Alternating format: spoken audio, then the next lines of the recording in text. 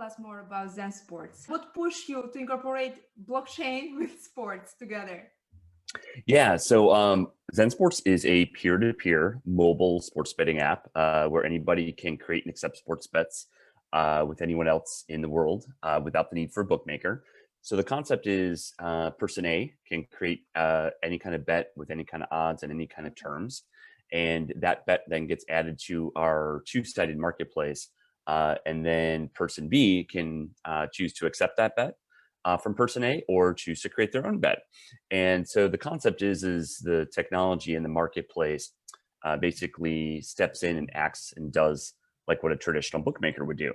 And then on the blockchain and cryptocurrency side of things, a couple things. One is we've created our own cryptocurrency token called Sports, which is both a wagering and rewards token. And that token facilitates the movement of the funds a lot easier than traditional fiat. So you can actually buy our sports token with fiat or other cryptocurrencies, and then wager that on sports with other consumers in our app. And you can also earn rewards for performing certain actions or using our product a lot, having a certain amount of betting volume and so forth. And so we reward your play with that. And our sports token is built on a blockchain protocol called Icon. Yeah, it's actually a real. We can talk more about Icon in a little bit, but Yes, it's a please. great I have protocol. prepared a question about it, so don't. Okay, we'll get to that. Yeah. Yeah. So yeah, so it's the whole concept here is that there's a lot of middlemen that are traditionally involved in Yes. sports betting, and we're eliminating those middlemen. That's great. And I saw that you offer so many, you have so many features, products with ZenSports.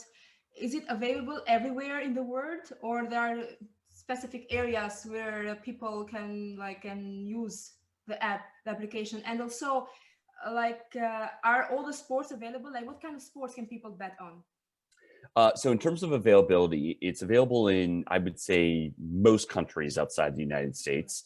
We're working currently on getting licensed here in the US. In a lot of other countries, peer-to-peer is actually looked at as being skill-based. So it doesn't require licenses in a lot of jurisdictions. And we do have a Curacao license, which has reciprocation agreements with several other countries. So in terms of availability, it's available in quite a few countries outside the US. We have a lot of customers in Eastern Europe, Africa, and Southeast Asia. And yeah, it's going really well. And then we're currently working on getting licensed here in the US. In terms of the sports that you can use to bet on, a lot of sports. So soccer, American football, basketball, hockey, tennis, most sports you can bet on. And for the leagues, for example, like soccer, it's I think we have over 25 worldwide soccer leagues and tournaments you can bet on. So yeah, so it's a quite a breadth of different sports that can be bet on, and in several jurisdictions outside the United States. Great.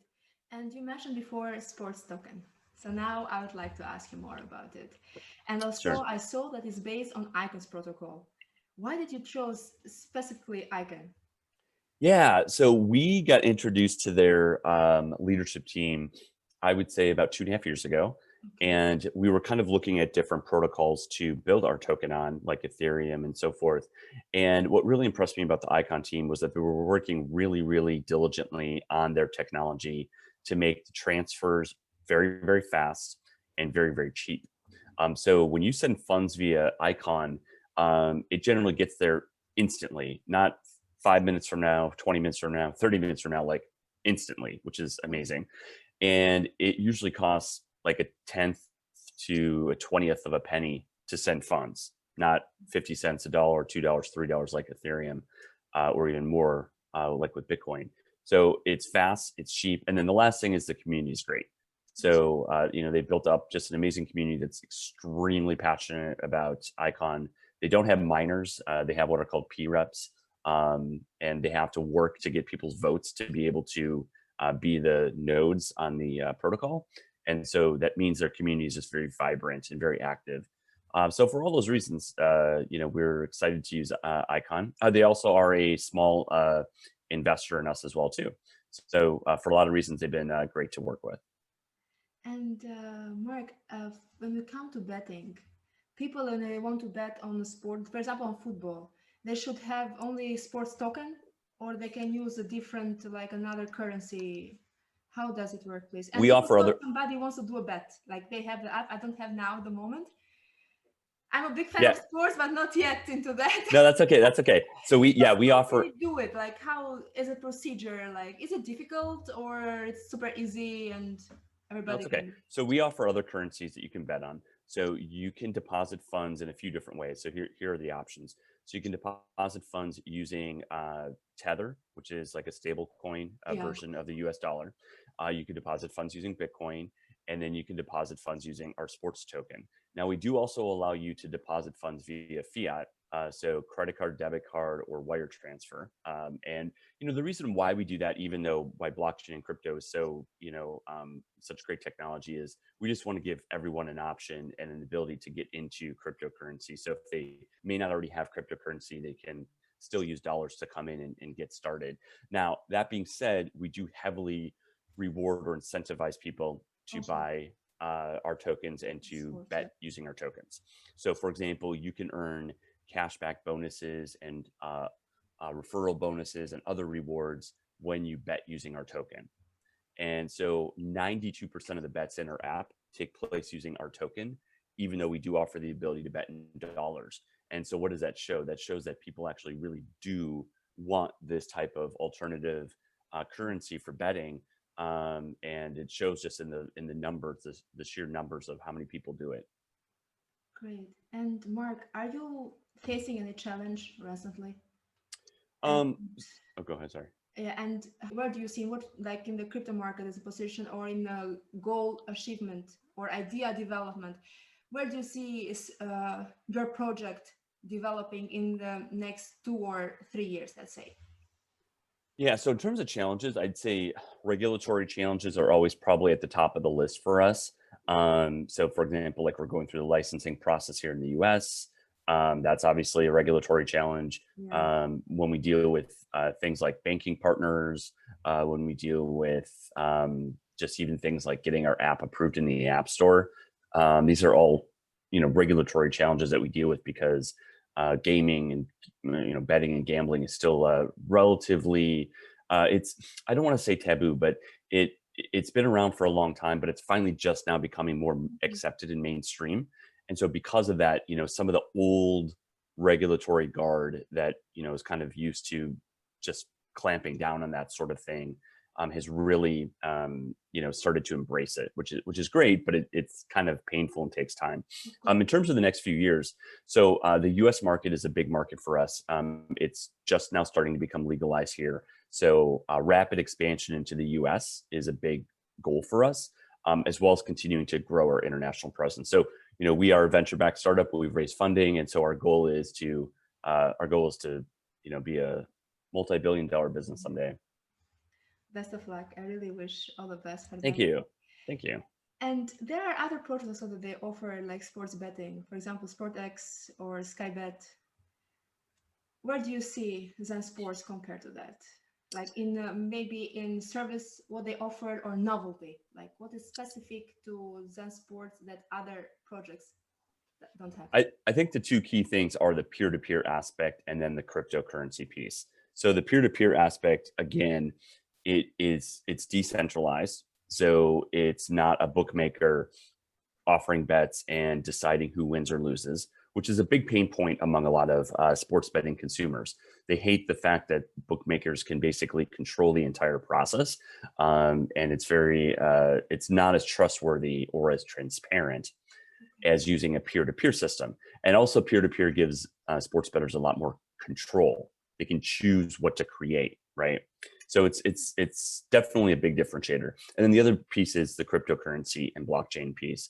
So the other big pain point within sports betting or betting in general is funding.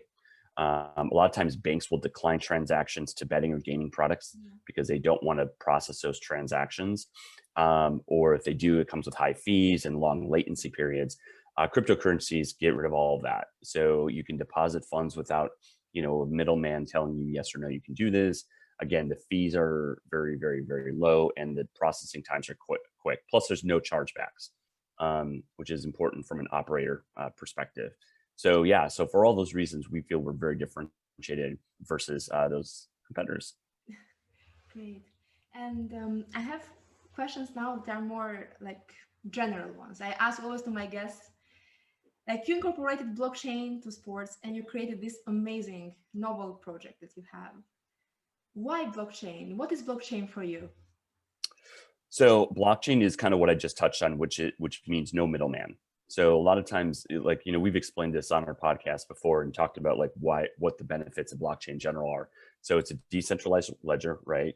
Which allows you to either move funds or to implement smart contracts or other kinds of agreements between two parties without a third party centralized middleman person saying yes or no, you can't do this. And that's extremely powerful, because it means that you don't have to worry, especially in areas that are, like, again, taboo or maybe frowned upon. You can transact without anybody getting in the way. The other thing is those transactions are immutable. So as I mentioned before, no chargebacks, no going back on your word or anything like that. Whatever happens on the blockchain is a done deal. And so I think that's a really powerful capability Excellent. that current contracts and funding mechanisms don't offer. So when you combine all of it together, you're really talking about a decentralized, non-middleman type of product that allows the movement of goods and services much more freely than in traditional means.